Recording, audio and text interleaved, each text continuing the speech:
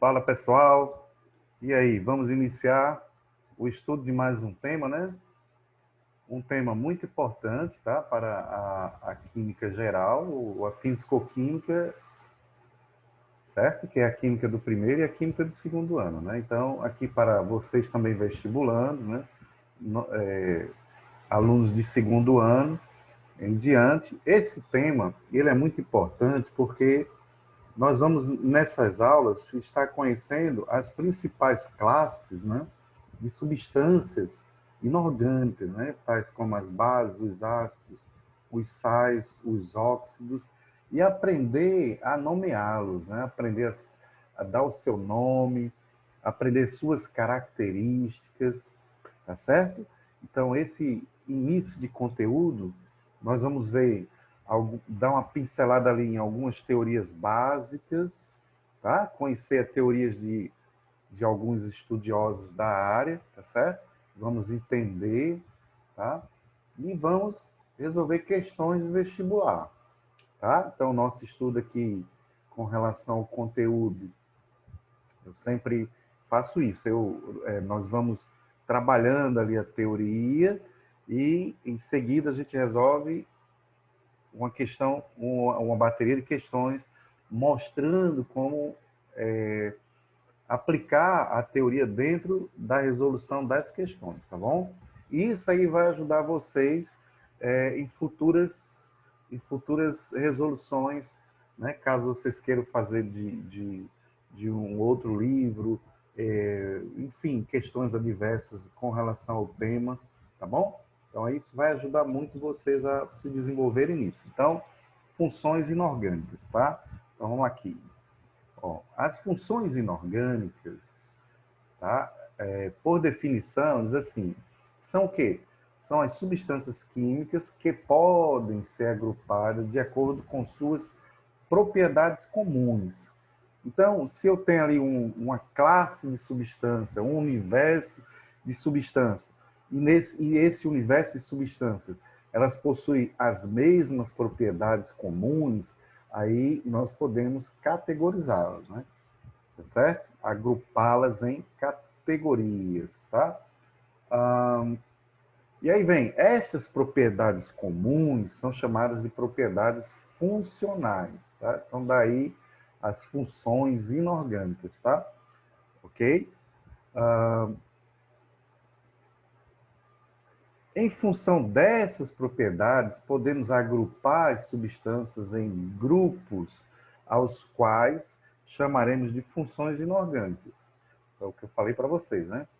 Então, cada função é um grupo de substâncias que possui as mesmas propriedades, né?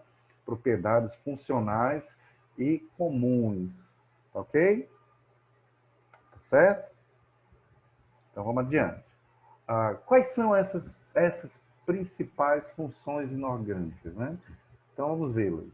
São os ácidos, tá? Passou rápido, né? Não pode. Os ácidos, as bases ou hidróxidos, sais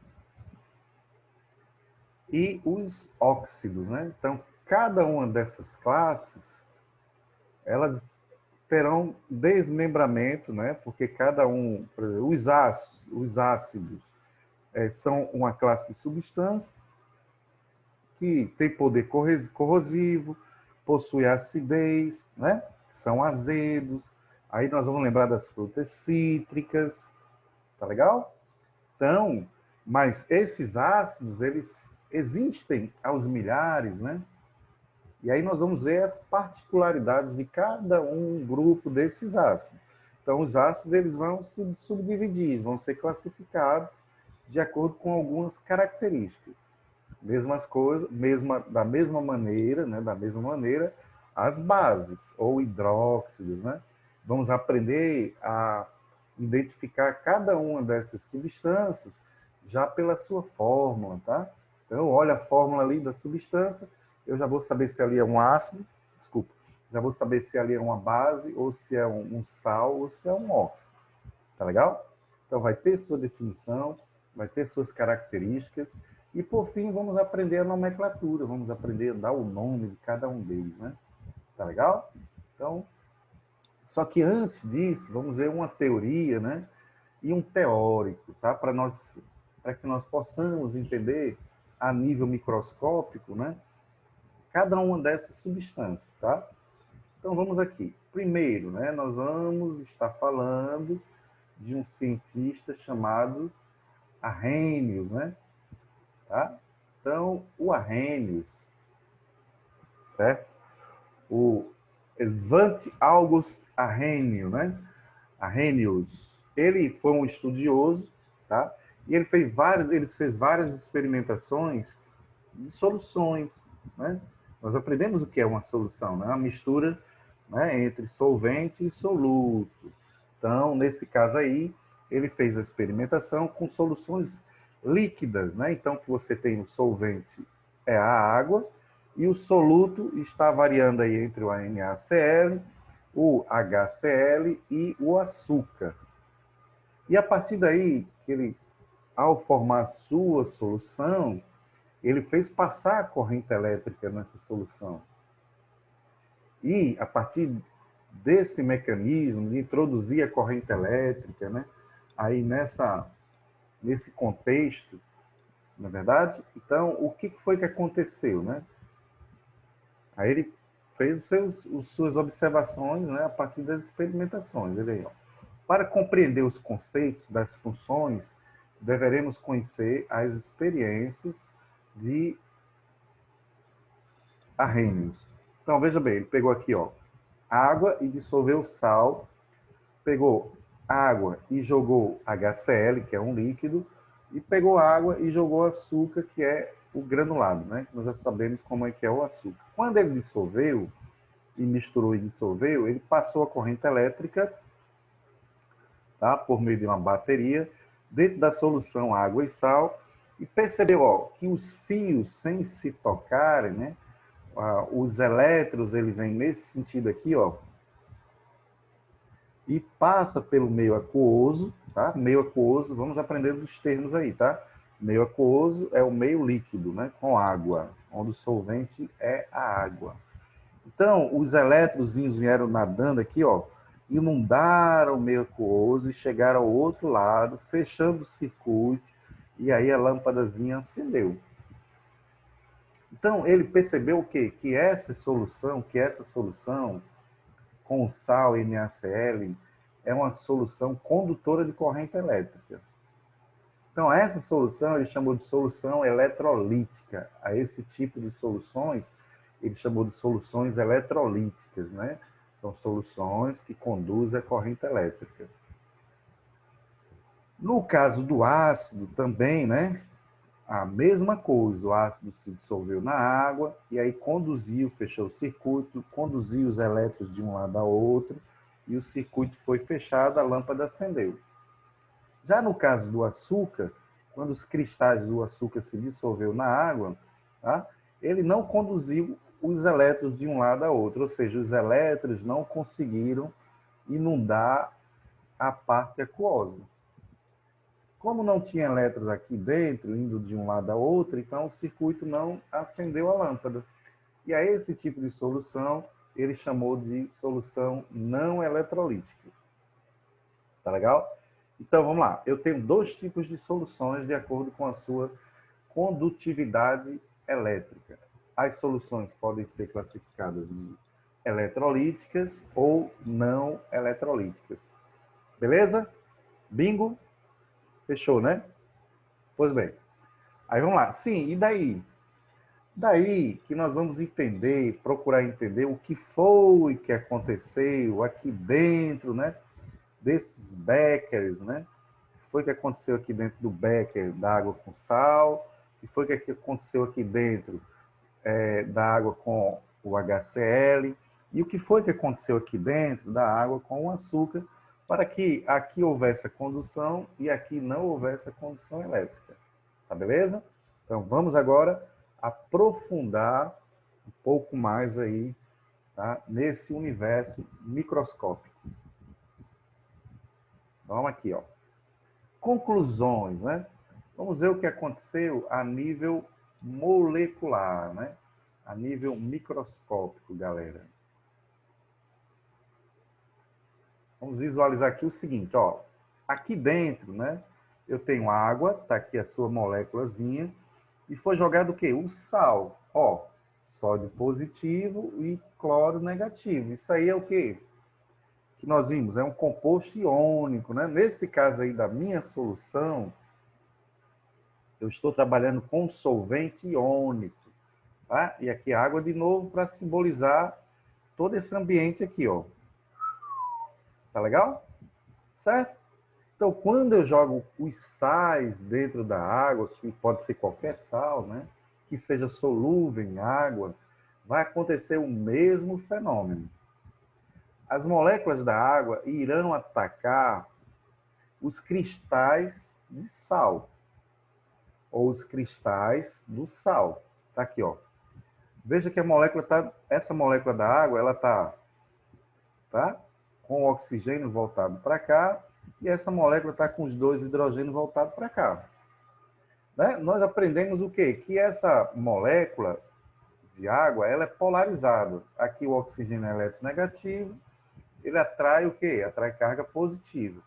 E os hidrogênios, apesar de estar fazendo ligação covalente, ele é ligeiramente polarizado devido à eletronegatividade do oxigênio. Isso aí nós já vimos, já trabalhamos isso aí. Né? Então, a molécula da água ela é polarizada de duas maneiras. Pelo lado dos hidrogênios, a polarização induzida é positiva no lado dos hidrogênios e no lado do oxigênio é negativa. Então, o que vai acontecer dessas moléculas da água? Ela vai fazer uma coisa chamada solvatação. O que é solvatar? Ela vai atacar os cristais do NaCl e separar o cátion do ânion. Tá aqui, ó. As moléculas aos milhares, elas irão atacar o cristal do sal, né, pelo cátion. Então, os oxigênios, né, a molécula vai se aproximar aqui, ó, do cátion, porque é positivo, e o oxigênio aqui é polarizado negativamente. Então, ele vai se sentir atraído pela carga negativa, e milhares e milhares e milhares de moléculas de água irá solvatar, veja o termo, irá atacar, solvatar é atacar, irá atacar o cátion e puxar o cátion desse contexto. Já as outras milhares de moléculas que existem no líquido, irá atacar o ânion pelo lado dos hidrogênios que estão ligeiramente polarizados positivo, fazendo a mesma coisa, solvatação, só que puxando o ânion. E aí separa o cátion do ânion. Quando eu digo que o cristal se dissolveu, ele saiu da sua forma sólida e passou para a sua forma de cátion e de ânion, e aí, visivelmente, a gente não enxerga mais isso aí. Tá? Se eu pegar o sal que está na água antes de dissolver e peneirar, antes de dissolver, o sal vai ficar retido na peneira e a água vai passar. Após ocorrer a solvatação, o ataque das moléculas da água, e dissolver os cristais de sal e ele ir para o meio aquoso, tá? Na forma de cátion e de ânion, agora passando uma peneira, eu não consigo mais separar o sal, porque ele está dissolvido em meio aquoso. Então, vai fazer isso aqui, ó. A passagem da corrente elétrica em soluções se encontra associada à presença de íons livres na solução, devido a toda essa situação. Aí, ó, o que vai acontecer? Tá? Haverá uma coisa chamada, esse fenômeno é chamado de quê? De dissociação, tá, galera? A dissociação, ela só vai ocorrer com os compostos iônicos. Então, fique atento, né? Falou em compostos iônicos em meio aquoso, nós estamos falando de dissociação iônica, tá? E essa dissociação iônica só vai acontecer por causa do ataque das moléculas da água aos cristais dos compostos iônicos. Pode ser sais ou não. Pode, se for composto iônico, se for um sal, ela vai atacar os cristais. Se for outro tipo de composto iônico, ela vai atacar também os cristais do mesmo jeito. mesmo que não seja um sal. E daqui a pouco a gente vai aprofundar mais. Tá legal? Isso aí é chamado solvatação, tá? Então, o ataque das moléculas da água aos cristais, causando a dissociação iônica, isso aí é chamado de solvatação, tá? Então, dissociação iônica é separar, tá, as cargas pré-existentes já nos compostos iônicos. Como é que eu escrevo isso aí? Essa dissociação, tá aqui, ó. O NaCl mais a água, a reação, liberando o cátio aquoso, ó, tá em meio aquoso, mais o Cl menos, que é o ânion, meio aquoso. Então, essa escrita dessa equação química está me mostrando que houve uma dissociação iônica. Tá legal? Então, vamos lá. Recapitulation now. Termos. Soluções eletrolíticas conduzem a corrente elétrica. Quando ocorre o quê? Dissociação iônica por meio da solvatação. O que faz o soluto se dissolver é a solvatação e aí causa a dissociação iônica. Beleza, galera?